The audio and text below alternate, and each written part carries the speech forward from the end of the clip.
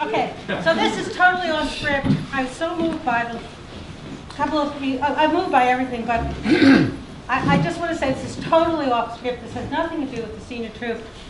I had an illegal abortion in 1965, and I am one of the lucky ones. Very.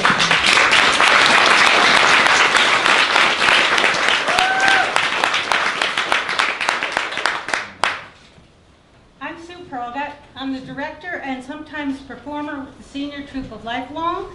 Tonight I'll be performing. Some of the troupe members couldn't be here. And also tonight we're intergenerational.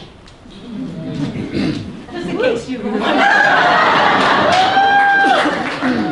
He had a facelift. Okay. The Senior Troupe of Lifelong has been performing stories from our lives for about 18 years. Nobody can quite remember. Which is why I read, because memory is gone. Our theater is simply set with no sets, lights, few props, so that you, the audience, can focus on our stories. Our theater is developed from themes that the actors pick, and the stories they tell are from their lives. The troupe is partially funded by a grant from the Community Arts Partnership. Each season has a different theme that is picked by the troupe. I have no say in it at all. Last fall, the troupe picked the theme of Prejudice. At first, I wasn't sure how this was going to play out. But since the election and the rise in hate crimes and other daily horrors, I embraced the troupe's decision to tackle this subject. Tonight, you will be seeing one story from that piece, which is Deirdre's story. The story starts before World War I and moves into the 1970s. It uses language that we now know is offensive, but was the language of the time and reflects what the troupe members experienced. I'd like to introduce you to our troupe. I always think I'm going to forget a name. Mike, Jean, Daniel, Emily, Paula, Mark, and Deirdre.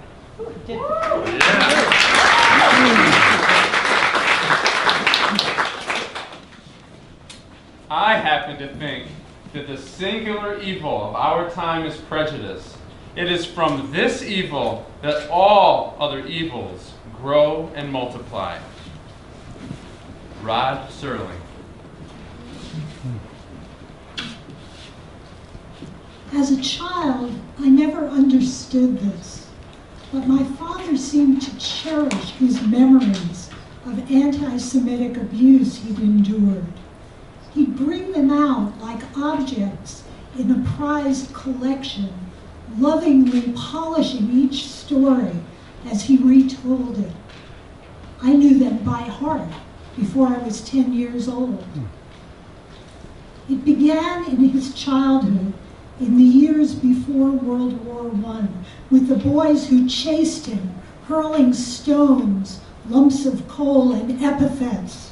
Jew boy! Jew boy! Yeah! Jew boy! Jew boy!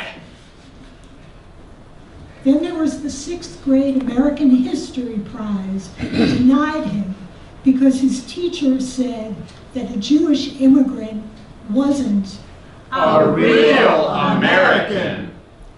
My father was 2 years old when his family came to this country. He knew no other. Bitterness about the prize, combined with his family's poverty, led him to leave school at age 12. He was ashamed about his lack of education for the rest of his life, and it always came back to that history prize. Ironically, because of his blue eyes and his reddish blonde hair, people who didn't know my father often thought he wasn't Jewish. When he worked as a shoe salesman in the 1930s, women would say things like, "Young man, will you please wait on me? I don't want any of these Jews touching my feet." In true passive-aggressive fashion, my father never complained to the customers or his supervisor, but he boasted every time he told the story. I sold them shoes that crippled them.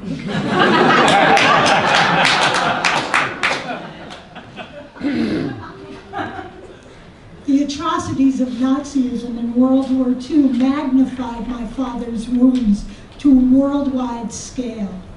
He worked hard and raised money to help some of his cousins escape from Europe, but was frustrated by his inability to get them accepted into the U.S. because of quotas on Jewish immigrants. The cousins were educated, skilled workers. They ended up in Australia, which welcomed them. Good day, Mike.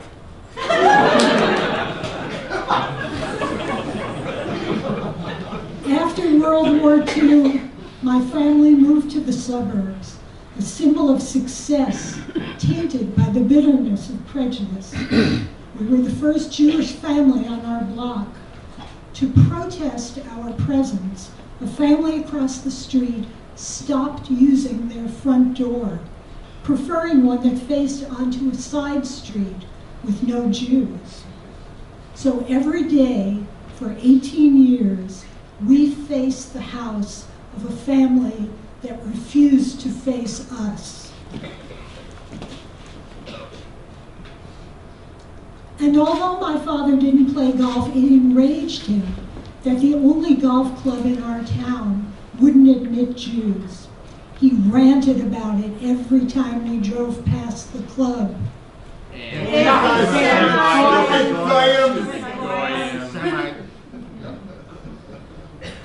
When I was pregnant with my first child, my father had a severe stroke.